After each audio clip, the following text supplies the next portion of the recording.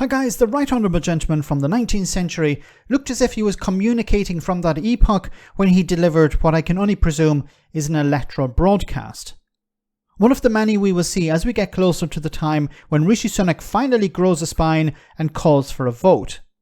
Anyway, Jacob delivered a message to his constituents that some of them will now be better off thanks to the Tories to the value of £450 a year due to a cut in national insurance. Tally-ho, yibbity-ap and zing-zang spippet.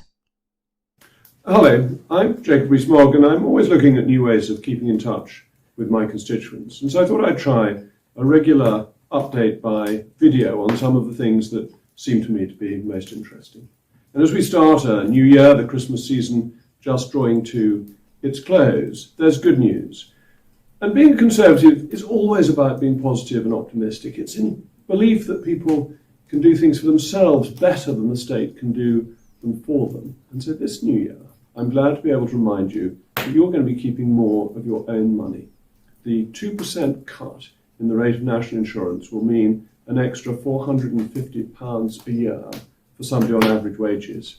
But it's better than that because it underlines the commitment the Conservatives have to low taxation. It's about you keeping your money. The state is too big, it does too much. We need to ensure your taxes are spent properly and that they're as low as possible. This is a good start, and I hope I'll be able to report better news to you as the year continues. Thank you for listening. Okay, I would say that he's gaslighting the public, but obviously he's not because he has an open heart fireplace. Now, this is taking with one hand massively and giving slightly with another. So this £450 obviously is for some people on national insurance. It's not going to affect everyone. It's only going to affect some people on national insurance. £450 a year. Now, let's park for a moment the cost to society of cutting national insurance and look at, well, how is this actually going to help people? Well, it's not going to help people because the cost of living, which includes inflation and Brexit and things that Jacob Rees-Mogg campaigned for, is massively damaging people's pockets. Remember, this guy was a supporter of Liz Truss, who crashed the economy. So people's mortgages are up because of people like Jacob Rees-Mogg. People's rents are up because of people like Jacob Rees-Mogg. People are spending more for basics like food and footwear that he said would drop in price as a result of Brexit. People are paying more. A lot more than £450 a year. But on the other hand, the Tories are saying, we're going to give you £450. Well, not everyone. Some people. Remember, not everyone pays national insurance. Especially the poorest in society. They're going to be worse off. They're still suffering the cost of living crisis.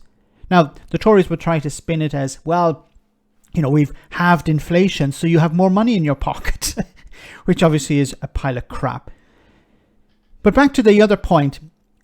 If you cut national insurance, it means that the government have less money.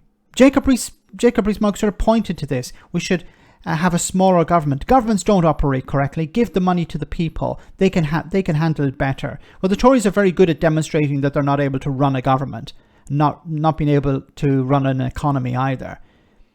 How many examples have we seen already?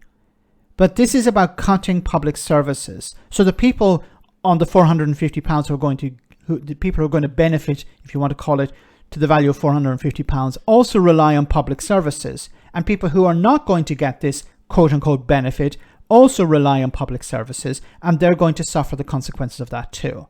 So by cutting public services and giving away this quote-unquote tax cut, you're going to damage people, also those who are getting this £450. It's taking with one hand and giving with another. But of course, why is Rishi Sunak and Jacob Rees-Mogg and others doing this? Well, because they're hoping that they'll be able to hold on to their seats. Jacob Rees-Mogg here trying to reach out to his constituents, including those who are not going to benefit from this, to try and convince them, we're on your side. Don't vote for the Labour Party. They're going to raise taxes. We're the party of low taxation. It's all a pile of crap. It's lies to convince people that when they go into the ballot box, to go into that polling booth, to decide, maybe I actually should stick with the Tories. I don't think it's going to work. I think Jacob Rees-Mogg is going to lose his seat. And if he does, I'll open a bottle of sherry in his name. Let me know in the comment section, guys, what you think. As always, your comments are greatly appreciated. Thanks a lot.